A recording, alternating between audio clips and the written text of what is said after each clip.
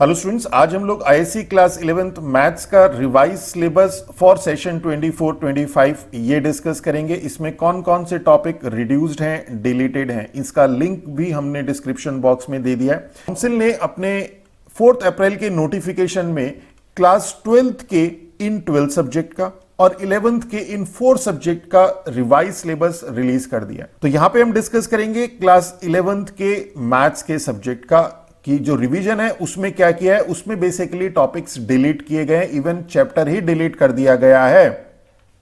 जैसे principle of mathematical induction है, unit number 2 में पूरा का पूरा डिलीट कर दिया है। तो यहां पे क्लास 11th के अगर हम मार्क्स वेटेज की बात करें तो मार्क्स वेटेज तो सेम है। यहां पे आपके पास जो सेक्शन ए है, सेक्शन ए में आपके पास जो टोटल 5 यूनिट है उसका जो मार्क्स वेटेज है वो 65 है, same as it is. Section B और सेक्शन सी में 3 यूनिट्स हैं और दोनों का मार्क्स वेटेज 15 है, कोई सा भी एक को चूज करनी है।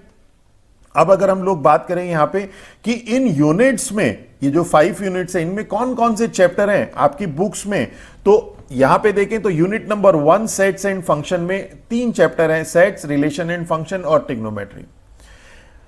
यूनिट नंबर 2 अलजेब्रा में जो 24 मार्क्स की है, सबसे ज्यादा मार्क्स वेटेज है, यहां पे आपके पास टोटल 7 चैप्टर हैं बुक में, बट आपके पास प्रिंसिपल ऑफ मैथमेटिकल इंडक्शन आपके सिलेबस का पार्ट नहीं है, रिड्यूस सिलेबस का है। तो यही सिलेबस ऑलमोस्ट रिड्यूस हुआ था लास्ट ईयर भी और इस बार भी ऑलमोस्ट सेम रखा गया है। तो अब आपके पास जो यूनिट नंबर 2 है उसमें 6 चैप्टर रह गए, complex number, quadratic equation, inequality, permutation, combination, binomial और सीक्वेंस। अब इन चैप्टर में भी कुछ टॉपिक रिड्यूस कर दिए गए हैं, वो अब हम आगे डिस्कस करते हैं। इसी तरह से अब अगर हम बात करें यूनिट नंबर 3 की, तो यूनिट नंबर 3 में आपके पास coordinate geometry 8 marks, straight line और सर्कल। यूनिट नंबर 4 में आपके पास कैलकुलस है, 6 मार्क्स की वेटेज है। देखिए यहां तो 6 मार्क्स की है, बट जब क्लास 12th में आप स्टडी करेंगे तो सबसे ज्यादा मार्क्स वेटेज कैलकुलस का ही है। अब यहां पे तो लिमिट एंड डेरिवेटिव है, वहां पे बहुत सारे टॉपिक हैं, तो ये बेस है उसका। तो unit number 5 statistics and probability, इसमें चैप्टर स्टैटिस्टिक्स और चैप्टर प्रोबेबिलिटी। तो देखिए क्लास 11th में कुछ टॉपिक ऐसे हैं जो कि क्लास 12th के चैप्टर्स का बेस है, जैसे हमने बताया लिमिट एंड डेरिवेटिव्स। और जो लेवल ऑफ डिफिकल्टी है क्लास 11th की मैथ्स की और क्लास 10th के मैथ्स की, उसमें बहुत ज्यादा डिफरेंस है। क्लास 11th के मैथ्स की जो लेवल ऑफ डिफिकल्टी है वो बहुत ज्यादा हाई है as compare to class 10th के सिलेबस की। तो हमें उसे किस तरह से स्टडी करना है, क्या क्या चीजें ध्यान रखनी है, किन किन टॉपिक पे फोकस करना है, इसके लिए हम लोग एक सेपरेट वीडियो बनाएंगे। फिलहाल हम इसी टॉपिक पे फोकस करते हैं। अब अगर हम बात करें सेक्शन बी की, तो सेक्शन बी में आपके पास यूनिट 6 कोनिक सेक्शन ही है। इसमें 3 topic parabola, ellipse, hyperbola, introduction to 3 dimensional geometry ये है, और मैथमेटिकल रीजनिंग अकेला चैप्टर है। इसी तरह से सेक्शन सी में आपके पास स्टैटिस्टिक्स, तो स्टैटिस्टिक्स ही चैप्टर है, कोरिलेशन एनालिसिस, तो कोरिलेशन एनालिसिस ही चैप्टर है, इंडेक्स नंबर, तो इंडेक्स नंबर ही चैप्टर है। तो हमने यहां पे बता दिया कि यूनिट में कौन कौन से चैप्टर है, और पूरा का पूरा चैप्टर सिर्फ एक डिलीटेड है, प्रिंसिपल ऑफ मैथमेटिकल इंडक्शन। बाकी चैप्टर्स में से टॉपिक डिलीटेड है, अब वो कौन कौन से हैं वो डिस्कस कर लेते हैं। अब अगर हम लोग यहां बात करें सेक्शन ए की, सेक्शन ए में जो यूनिट नंबर 1 है सेट्स एंड फंक्शन, इसमें जो फर्स्ट चैप्टर है सेट्स, इसमें आपको practical problem on union and intersection of 2 and 3 set, तो जो प्रैक्टिकल प्रॉब्लम वाले क्वेश्चन है वो स्टडी नहीं करने। चैप्टर नंबर 2, यूनिट नंबर 1 का ही chapter number 2 relation and function, इसमें टाइप्स ऑफ फंक्शन में 1 1 मैनी 1 ऑन 2 into ये स्टडी नहीं करने हैं, हालांकि क्लास 12th में स्टडी करने पड़ेंगे आपको ये। और इसी तरह से अब अगर हम लोग बात करें चैप्टर नंबर 3 की, यूनिट नंबर 1 में ट्रिग्नोमेट्री, इसमें आपको journal solution of trigonometric equation ये आपको स्टडी नहीं करना है। तो ये जो ट्रिग्नोमेट्रिक इक्वेशन है इसको सॉल्व नहीं करना है, इसका डिटेल आगे दिया हुआ है इन्होंने, यहां पे इसका डिटेल है, ये पूरा डिटेल्ड है ट्रिग्नोमेट्रिक इक्वेशन का, कि ट्रिग्नोमेट्रिक इक्वेशन में क्या क्या चीजें कवर हो रही थी, solution of trigonometric equation cover हो रहा था, ये नहीं करना है। तो ये वो टॉपिक डिटेल्ड है, ट्रिग्नोमेट्रिक इक्वेशन के ही पार्ट्स हैं, तो ये हम लोगों का रिड्यूस सिलेबस का पार्ट है।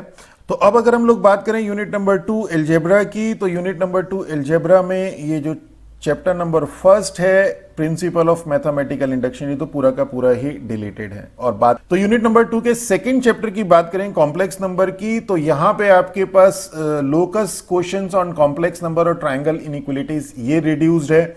इस तरह से क्वाड्रेटिक इक्वेशन की बात करें चैप्टर नंबर 3 की यहां पे, तो जब एमएल अग्रवाल की बुक आप रेफर करेंगे तो वहां पे आपके पास क्वाड्रेटिक इक्वेशन अलग चैप्टर है, इनइक्वलिटीज अलग चैप्टर है, पर जो सिलेबस है उसमें इनइक्वलिटीज क्वाड्रेटिक इक्वेशन का ही पार्ट है, तो उससे कोई फर्क खास पड़ेगा नहीं। तो यहां पे अगर आप बात करें तो quadratic understanding the fact that a quadratic expression, ये आपका रिड्यूस सिलेबस का पार्ट है। और इनइक्वलिटी में आपके पास कोई भी टॉपिक रिड्यूस्ड नहीं है। अगर हम लोग नेक्स्ट चैप्टर की बात करें, नेक्स्ट चैप्टर बायनोमियल थ्योरम की, तो कोई भी टॉपिक आपका रिड्यूस्ड नहीं है। सीक्वेंस एंड सीरीज में अर्थमेटिक प्रोग्रेशन है, ज्योमेट्रिक प्रोग्रेशन है, बट अर्थमेटिक ज्योमेट्रिक सीरीज ये आपका रिड्यूस्ड है। इसी तरह से अब अगर हम लोग बात करें नेक्स्ट यूनिट की कोऑर्डिनेट ज्योमेट्री की, तो कोऑर्डिनेट ज्योमेट्री में आपके पास स्ट्रेट लाइन और सर्कल, सर्कल में आपके पास ये जो टेंजेंट है ये आपका रिड्यूस सिलेबस का पार्ट है। देखिए ये हम लोगों ने जैसे पहले बताया था, पूरा का पूरा एज इट इज आपका डिस्क्रिप्शन बॉक्स में इसका लिंक अवेलेबल होगा, आप प्रिंट निकालिए और एक बार हमारे साथ उसे स्टडी कर लीजिए। इससे आपका जो अंडरस्टैंडिंग है वो क्लियर हो जाएगी, आप इसे समझ पाएंगे कि कैसे आपको इस सिलेबस को समझना है। अब अगर हम लोग बात करें नेक्स्ट चैप्टर की कैलकुलस की, तो कैलकुलस में आपका कोई भी टॉपिक रिड्यूस्ड नहीं है। और जैसे बताया था कैलकुलस बहुत इंपॉर्टेंट है क्लास 12th के लिए भी, यहां तो बहुत छोटा पोर्शन है बट क्लास 12th में बहुत वाइड है इसका सिलेबस। इसी तरह से नेक्स्ट चैप्टर की बात करें स्टैटिस्टिक्स एंड प्रोबेबिलिटी की, तो उसमें analysis of frequency distribution with equal mean but different variance ये रिड्यूस्ड है। और मीन डेविएशन अबाउट मीन तो है बट अबाउट मीडियन ये आपके सिलेबस का पार्ट नहीं है। तो अब अगर हम लोग बात करें सेक्शन बी की, तो सेक्शन बी में आपके पास कोनिक सेक्शन में पैराबोला है, इलिप्स, इलिप्स में आपके पास ये स्टैंडर्ड फॉर्म है बट ये वाली फॉर्म नहीं है, रिड्यूस सिलेबस का पार्ट है। पैराबोला और उसके अलावा हाइपरबोला, हाइपरबोला में स्टैंडर्ड फॉर्म है बट ये वाली जो फॉर्म है आपके पास ये आपके सिलेबस का पार्ट नहीं है। उसके अलावा ये जो कुछ स्टैंडर्ड फॉर्म है ये सिलेबस का पार्ट नहीं है। और जो नेक्स्ट यूनिट है सेक्शन बी में 3 डायमेंशनल ज्योमेट्री कोई रिड्यूस नहीं है, मैथमेटिकल रीजनिंग कोई रिड्यूस नहीं है। अब अगर हम बात करें सेक्शन सी की, तो सेक्शन सी में भी बहुत छोटा सा एक टॉपिक रिड्यूस्ड है, ये परसेंटाइल वाला। और इसी तरह से नेक्स्ट चैप्टर कोरिलेशन एनालिसिस में रैंक कोरिलेशन ये रिड्यूस्ड है। बाकी index number and moving average में से कोई भी टॉपिक रिड्यूस्ड नहीं है। तो यहां पे हम लोगों ने आपके साथ बहुत डिटेल में आपको एक्सप्लेन किया कि कौन कौन से टॉपिक आपके रिड्यूस्ड है। और जैसे मैंने बताया था कि लेवल ऑफ डिफिकल्टी बहुत हाई है आपकी क्लास 11th के मैथ्स की as compare to class 10th का सिलेबस। तो आपको किस तरह से स्टडी करना है, आपका लाइन ऑफ एक्शन क्या रहना चाहिए, ये सारी चीजें हम लोग एक सेपरेट वीडियो में आपके साथ शेयर करेंगे। अगर आपको लगता है कि हमारे चैनल के कंटेंट आपके लिए यूजफुल है, तो आपके जो जूनियर्स हैं, आपके जो सीनियर्स हैं, उनको भी हमारे चैनल रिकमेंड कीजिए। इससे हम लोगों को भी मोटिवेशन मिलता है कि हम अच्छे से अच्छा कंटेंट आप लोगों के लिए लेके आ सकें। तो आज की वीडियो में इतना ही। Thank you.